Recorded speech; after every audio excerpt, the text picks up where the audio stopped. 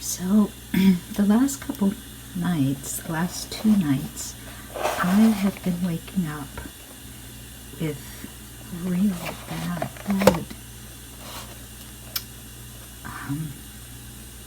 heartburn. I've never had that before. And I did take some medicine. It leaves a really funny aftertaste. So I thought I would try this kombucha to support overall health.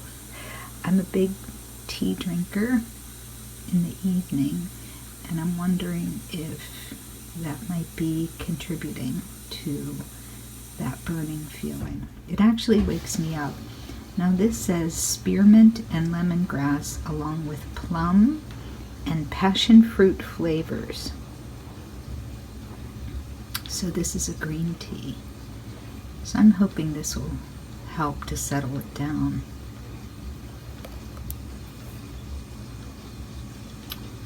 So we'll see. This is a 1950s Singer sewing machine, and a friend of mine, a colleague from the campus, gave this to me. It was his son's, and I believe that this is the first multi-stitched or decorative stitch sewing machine.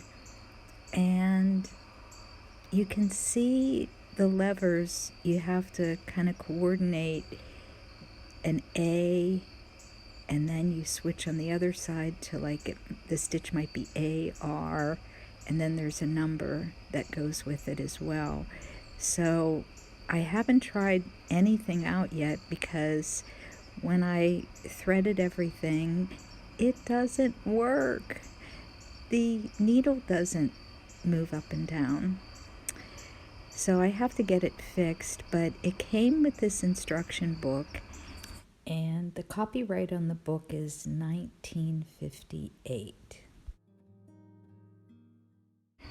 Is the date, and the instruction book, the illustrations just are really, really so 1950s, and I've just really enjoyed looking at all the different stitches and how this works. It's a real workhorse of a machine, I'm sure.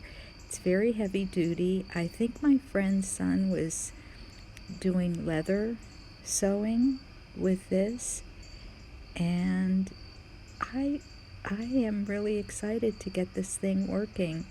So Stephen is going to try to put some oil in some places, and if that doesn't work, then I'll have to take it to somewhere where they repair sewing machines. There used to be a place that I could walk to from where we are in Bluefield, but those folks have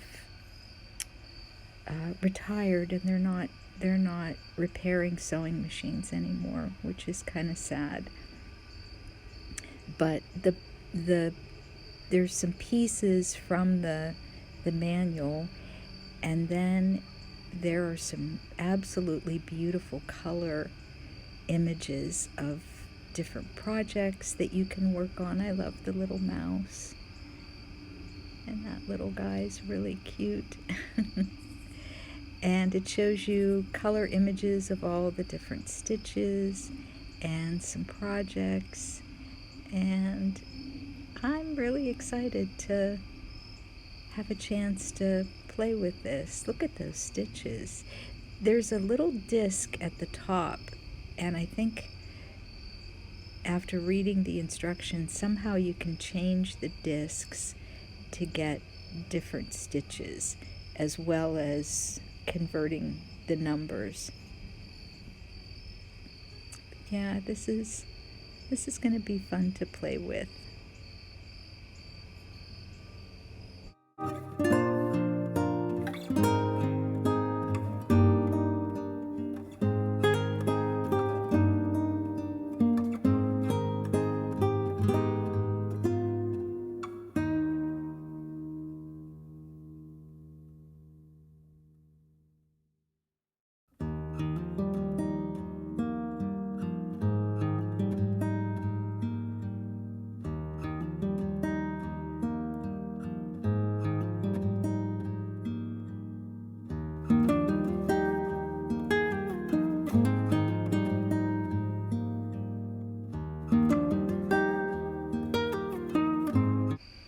I finally got my grapevines cut. So Stephen actually cut them for me. I told him which ones I wanted. And after looking at the vines, I think I'm probably going to have to soak these for a couple days before I can turn it into a wreath. But I'm looking at the grape leaves and I'm thinking, I wonder what color natural dye those would make. So I'm going to save a few of those and see if I can do a little bit of dyeing. So there's my grapevines.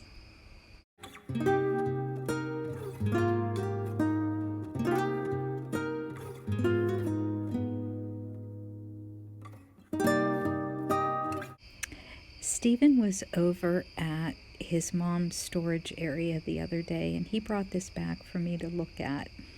And we kind of think that looking at it, it might be a little netting that they would put over a baby, or like a little baby carriage. I haven't done any physical research on this yet, but that's what it kind of reminds me of. It's too big to be a casserole.